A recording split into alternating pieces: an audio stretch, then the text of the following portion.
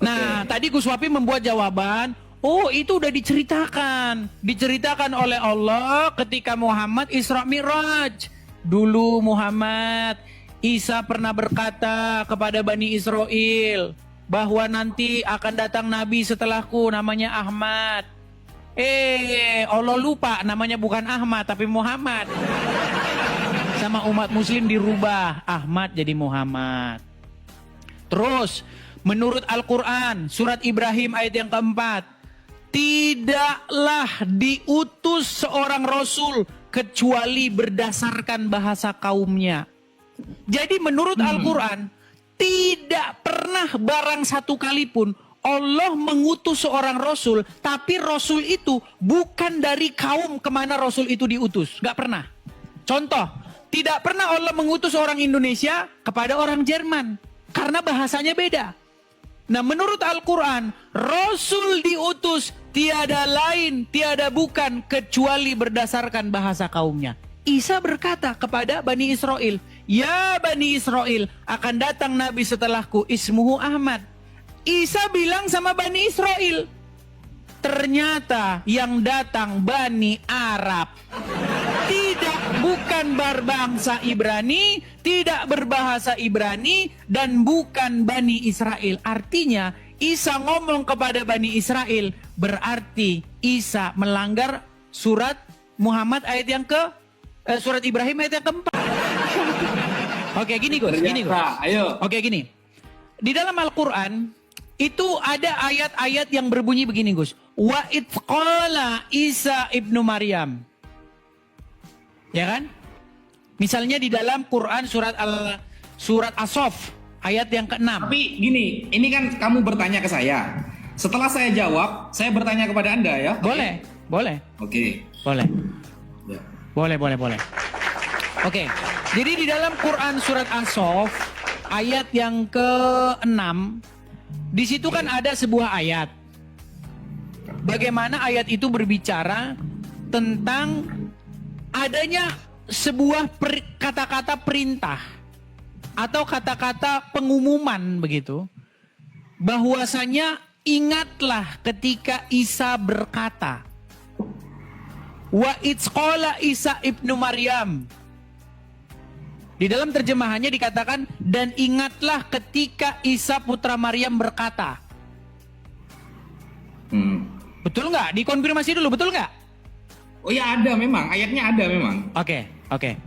Nah, yang jadi pertanyaan begini Gus, itu sebenarnya ayat itu dikatakan kepada siapa? Diucapkan kepada siapa itu? Pertama kalinya. Pada Muhammad ya? Kamu bertanya tentang asbabun nuzul. Iya dong. Oke. Berarti kalau kamu bertanya asbabun nuzul, berarti cara pewahyuan ayat itu pertama kalinya, betul? Iya, diucapkan kepada Muhammad kan? Jelas. Oke. Nah, ini menjadi pertanyaan logis begini. Muhammad kan bukan orang Yahudi. Dia bukan orang Nasrani. Pastilah dia itu tidak tahu Isa itu siapa. Saya kasih contoh. Kalau kita pergi ke pedalaman Afrika, di sana banyak orang yang bukan Yahudi, bukan Nasrani, bukan Kristen, bukan Hindu, bukan Buddha, bukan Konghucu. Dia masih agama asli orang Afrika yang masih begitu ya. Tahu kan? Nah, ketika kita tanya kepada mereka, ingatlah ketika Yesus berkata, masuk akal nggak itu di kepala mereka? Karena mereka nggak tahu Yesus itu siapa. Masa kamu suruh saya mengingat Yesus pernah berkata? Ini nggak masuk akal. Nah, di dalam Al-Quran, ketika ada ayat yang berbunyi, wa idz qala Isa ibnu Maryam, dan ingatlah ketika Isa putra Maryam berkata, diucapkan kepada Muhammad, harusnya Muhammad pasti ngomong begini sama Allah. Ya Allah, kamu suruh saya mengingat Isa pernah berkata, Isa itu siapa? Harusnya Muhammad bertanya, siapa Isa itu ya Allah? Kenapa Anda menyuruh saya mengingat sesuatu yang saya tidak pernah mengalaminya? Itu sama kayak begini Gus, sama seperti gini. Coba bayangkan saya ngomong sama Gus Wafi begini. Gus Wafi, ingat nggak waktu Tukruk bilang sama Kucrang? Ingat nggak? Pasti Anda bingung. Kucruk, Tukrang siapa? Anda ngomong apa sih? Lu mabuk lo? Lu ngapain sih lu ngomong apa sih? Apa sih gitu? Karena Anda tidak tahu siapa kutruk, siapa tukrang, nggak tahu.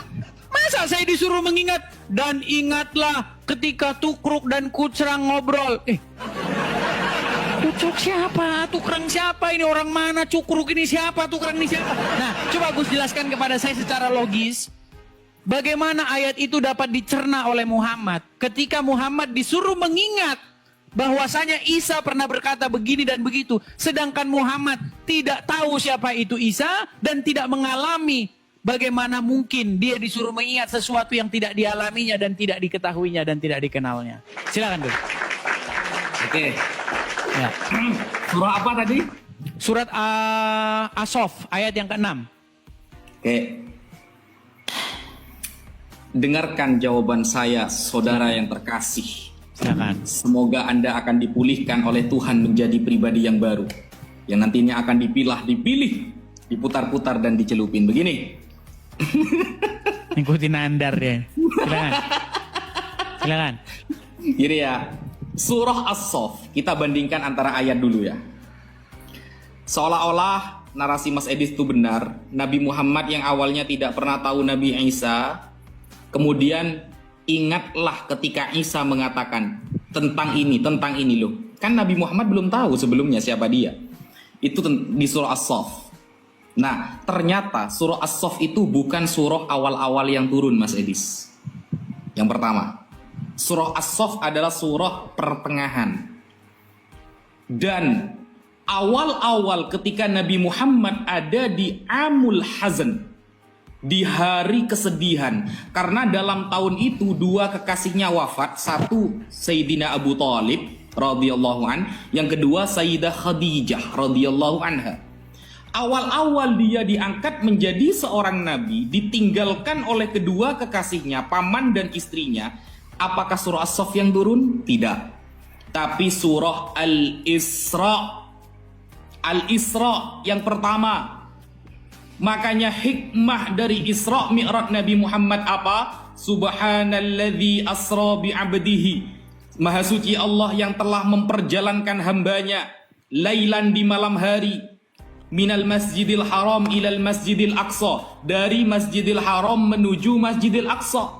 Tujuannya linuriyahu min ayatina, untuk kami tampakkan tanda-tanda kebesaran kami, kata Allah. Salah satu tanda kebesaran Allah, Allah mempertemukan Nabi Isa dengan Nabi Muhammad sallallahu alaihi wasallam. Salah satu tanda kebesaran Allah kepada Nabi Muhammad dalam Isra, ketika Nabi Muhammad lewat di tempat kelahiran Nabi Isa yang disebut dengan Bethlehem, atau dalam bahasa Arabnya Baitul Lahmin. Diriwayatkan hadisnya sahih bahwa apa kata malaikat Jibril kepada Nabi Muhammad? Ya Muhammad, atadri aina sallaita? Wahai Muhammad, kamu tahu nggak sekarang kamu sholat di mana? Nabi Muhammad mengatakan, tidak tahu. Lalu apa? Kata malaikat Jibril, hadzal makan haitsu wulida Isa. Ini adalah tempat di mana Isa dilahirkan. Diberikan tahu tentang Nabi Isa, Masjidil Aqsa, dipertemukan dengan Nabi Isa begini. Akhirnya setelah surah Isra turun, setelah pertemuan Rasulullah dengan para nabi di pertengahan, maka Allah tidak usah mengulangi lagi. Allah hanya mengatakan, ingatlah tentang Isa putra Maryam. Karena Nabi Muhammad sudah tahu. Itulah hikmah dari Isra Mi'raj. Itu jawabannya, saudara. Dan itu logik. Sehingga ketika pertemuan kali pertama Nabi Muhammad dengan Nabi Isa di langit, ya di langit kedua, maka di sana perbincangan terjadi. Dan Nabi Isa saat itu tidak dalam keadaan mati. Inni rafi'uka wa mutahhiruka ilayya minal ladzina kafaru. Ya, itu ya jawaban saya. Oke. Jadi boleh saya tanggapi dikit? Iya, terus kapan saya nanya baliknya? Iya, masalahnya kan ceritanya Pak Ustadz, Pak Gus Wafi ya nggak ada di dalam Quran masalahnya. Al-Quran itu ada surah As-Saff, Al-Baqarah, ada surah Al-Isra. Kita tahu dulu yang mana dulu yang turun. Duluan mana surah Al-Isra dengan surah As-Saff yang kamu baca gitu loh. Begini Gus. Duluan surah Al-Isra, maka wajar Allah mengatakan ingatlah tentang Isa karena kemarin sudah ketemu beberapa kali gitu loh. Jadi Kan disuruh, jadi Muhammad tadinya tahu bahwa Isa dulu pernah berkata begitu. Sehingga disuruh mengingat. Dia sudah dikenalkan dengan Nabi Isa, sudah bertemu. Lalu Allah ingatkan kepada Nabi Muhammad, ingat surah Hud ayat 120 dibuka. Oke. Surah Hud ayat 120. Jadi begini Gus, jadi begini. Pertama-tama, kalau kita mengikuti narasi Islam, memang ada Quran surat-surat Makkiyah, ada Quran surat-surat Madaniyah. Urutannya katanya surat yang pertama itu surat Al-Alaq dan lain sebagainya. Tapi gini Gus, sebenarnya itu mengalami banyak problem. Problemnya begini Gus, problemnya begini. Waktu pertama-pertama ayat turun kepada Ini Muhammad. setelah ini saya terakhir nanggepi lalu saya nanya balik ya. Boleh, tapi juga sebenarnya kita udah waktu istirahat nih, jadi panjang lebar kan. Iya, Gini. satu kali lah. Oke, boleh. Gini Gus. Pertama-tama, menurut orang-orang Islam, surat yang pertama turun itu surat Al-Alaq. Betul? Ya. Oke.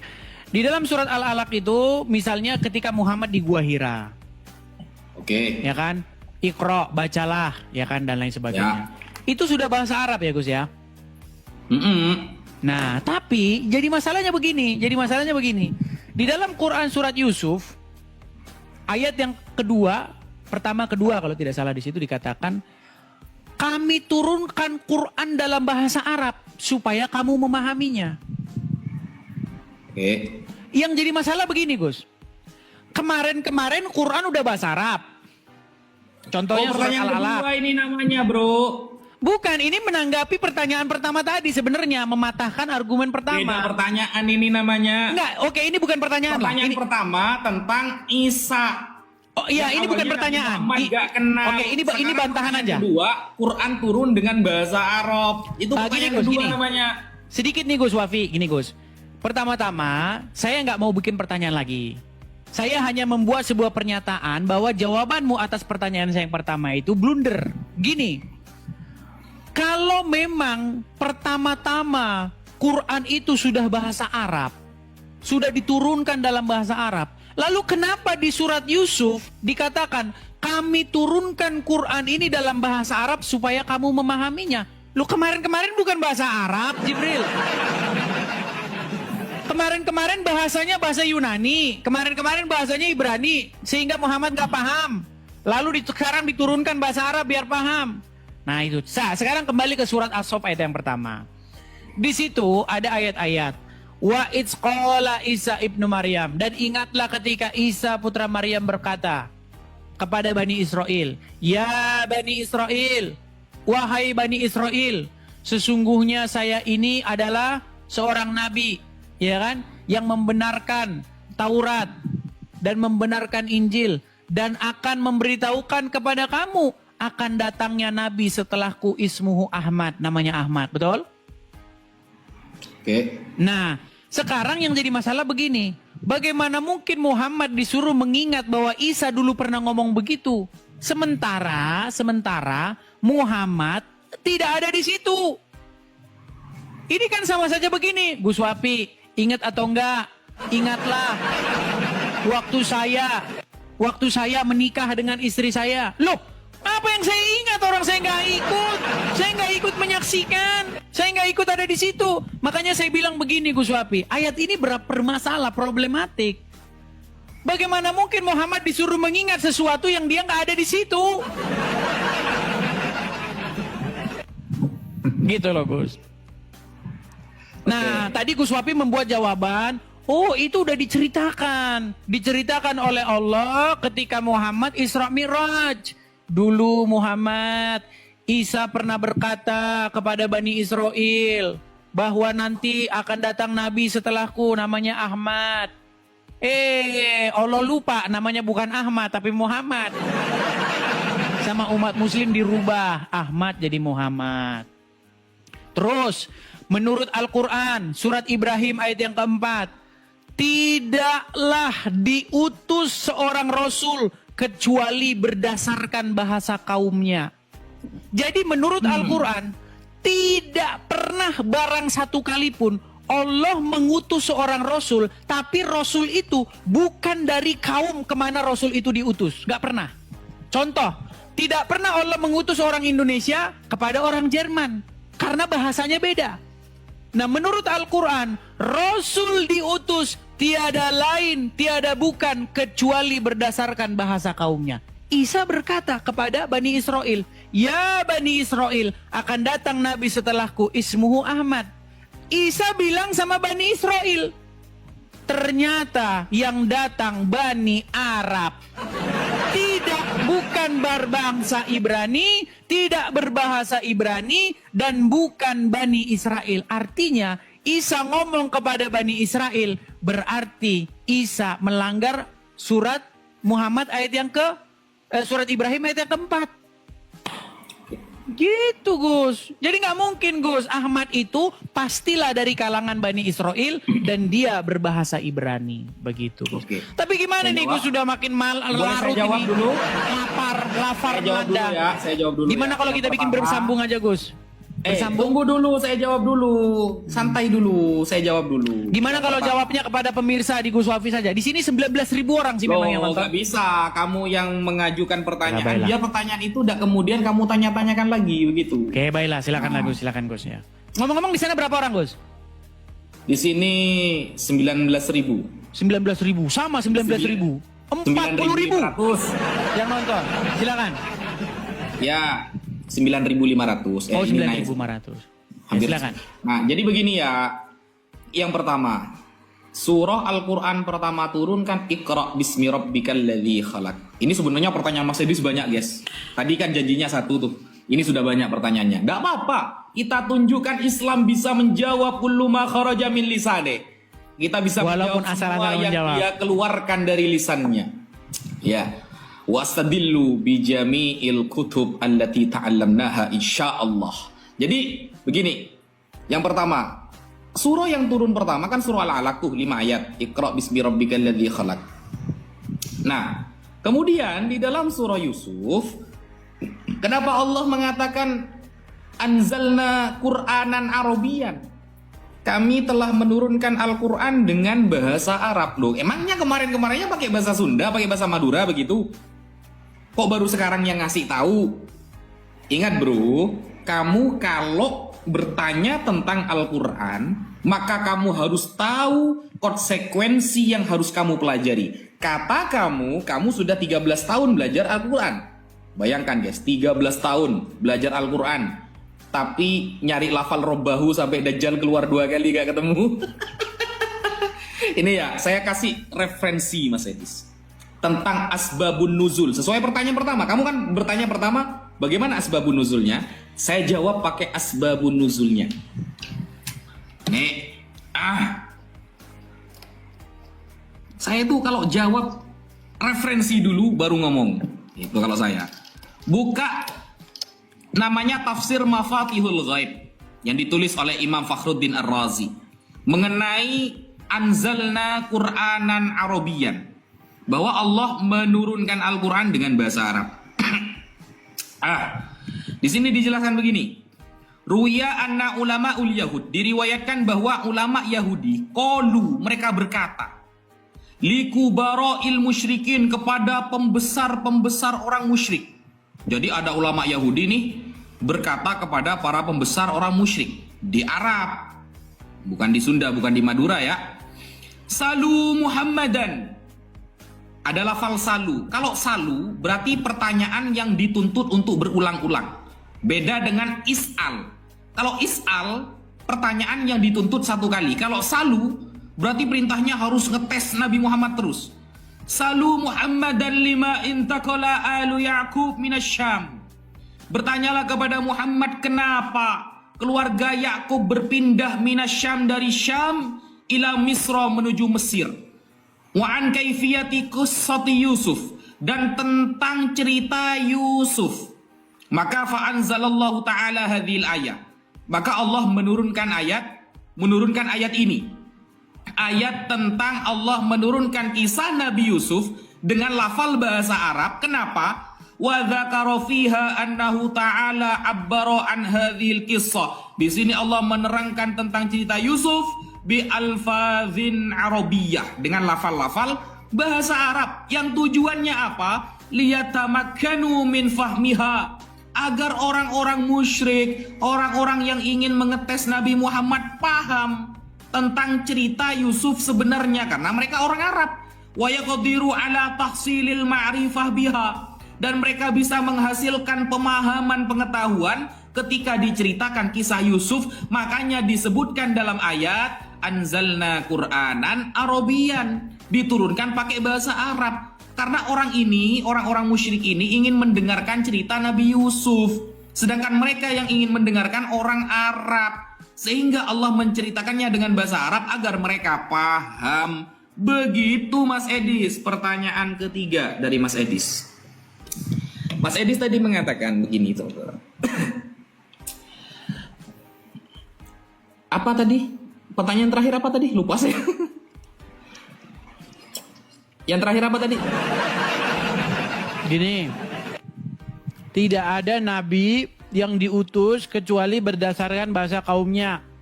Oke.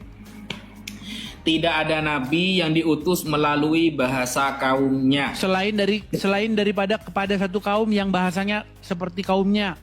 Oke, sedangkan Nabi Isa mengatakan akan datang seorang nabi mim ba'dihi ismuhu Ahmad.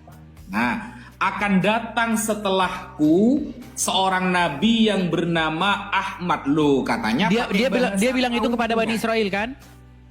Katanya pakai bahasa kaumnya. Nah, nih, saya menggunakan literasi penamaan dulu tentang Ahmad. Ahmad itu bahasa Arab, ya. Dan yang akan datang adalah nabi dari Arab. Maka jelas benarlah perkataan Nabi Isa bahwa nabi yang akan datang adalah orang Arab, karena Nabi Isa yang notabene-nya orang Ibrani, bahasanya Aramaik, mengabarkan ada nabi yang bernama Ahmad. Terus buat apa untuk Bani Israel? Tunggu dulu, santai bro. Nah, Nabi Isa alaihissalam menyampaikan bahwa akan datang seorang nabi setelah aku. Ini kabar bukan dari pendeta, tapi dari lisan mulia Nabi Isa. Dia dari Arab dan namanya pakai Arab, menyebutkannya siapa? Ahmad. Bukan itu poinnya Gus Wafi. Sedikit, mohon maaf Gus Wafi. Poinnya bukan itu. Santai dulu. Tunggu dulu, santai. Nama Ahmad adalah proper name, nama pribadi yang akan datang setelah Nabi Isa. Yang namanya proper name, mau ada di negara manapun tetap terjadi proper name. Misal, saya kasih contoh. Ini kamu dapat kuliah gratis dari saya, Mas Edis. Ini kalau sudah proper name, misal Yeshua yang merupakan Ibrani dan Aram, kemudian kita ganti menjadi Yunani, Yesus. Kemudian kalau kita ganti dengan bahasa Latin, Yesus. Kemudian di dalam bahasa Inggris, Jesus. Tapi di dalam bahasa Indonesia, Yesus. Dalam bahasa Suryani, dalam bahasa Suryani, tulisan Suryani seperti ini ya. Yes, Gus Wafi, maksud saya bukan itu. Gus Wafi, kita jadi kemana? Tunggu dulu. Saya sudah sabar menunggu. Kalau kita tarik kepada, santai dulu, dengarkan dulu ya. Kalau kita tarik di dalam Suryani Timur, dari kata Yeshua yang awalnya Ibrani menjadi Isha. Kalau kita tarik kepada Suryani daerah barat, Gus, poinnya Yeshua, bukan itu Gus Wafi yang terhormat. dalam bahasa Arab klasik akan menjadi Isa. Gus, poinnya bukan itu. Santai. Iya, paham. Kenapa dia kok Arab, kok bukan Bani Israel, kan begitu, santai. Nah, kemudian ketika kita tarik kepada bahasa Arab modern, maka menjadi Yesu. Di berbagai bahasa ternyata tidak jauh, sama seperti penisbatan Ahmad. Ahmad ini bahasa Arab. Kalau Ahmad dengan Ahmed masih nyambung, Gus. Kalau Ahmad dengan Muhammad nggak nyambung. Nah, orang yang mengatakan Ahmad dengan Muhammad tidak nyambung adalah orang yang nggak pernah belajar bahasa Arab. Kenapa? Kalau Ahmad mengikuti wazan af'alu, artinya orang yang terpuji. Ya, sedangkan Muhammad dari kata hammada. Hamada artinya terpuji juga. Kalau Muhammad orang yang dipuji, sama maka terpuji, sama. Kalau nggak pernah belajar bahasa Arab, Oke. maka beda. Muhammad diutus Kemudian, untuk Bani kenapa Israel kok nggak, yang Gus? muncul Arab? Ini tunggu dulu. Kenapa kok yang muncul Arab? Kok bukan Bani Israel? Itu poinnya, itu poinnya. Nah, dedeng. Deng deng deng. Nah, silakan. Ayo. Ya, begini ya. Hanya orang-orang yang tidak terpelajar yang akan mengatakan bahwa para nabi khusus dari Arab. Khusus dari Bani Israel. Bukan Satu. itu poinnya, Gus Menurut Wafi. Kan nanti menurut nyampe ke sana, nanti Al-Quran, nyampe ke sana, nggak masalahnya iya. kita udah panjang banget ini, kita udah denger. Sampai nanti poinnya Sampai masih- pegel. Kita udah pegel dengernya. Tunggu dulu, suruh siapa nanyanya banyak. Aduh. Tapi di giliran ditanya balik gak mau. Gitu loh. Bukan Satu, masalah saya itu, kasih Gus. Kita pun tadi sebentar. Ini saya sudah ditunggu-tunggu, sudah mau makan ini. Orang yang nunggu-nunggu Ya saya sudah, sudah berarti sampai kalau- ini. Kalau Gus, Anda gini. tidak mau mendengarkan jawaban saya sekarang bertanya balik. Gimana? Gini aja Gus, sedikit gini. Besok kita lanjut lagi. Intinya begini Gus. Poin yang mau saya sampaikan adalah Isa berkata kepada Bani Israel akan datang nanti setelahku Nabi namanya Ahmad. Berarti Nabi itu kan akan datang kepada Bani Israel, betul?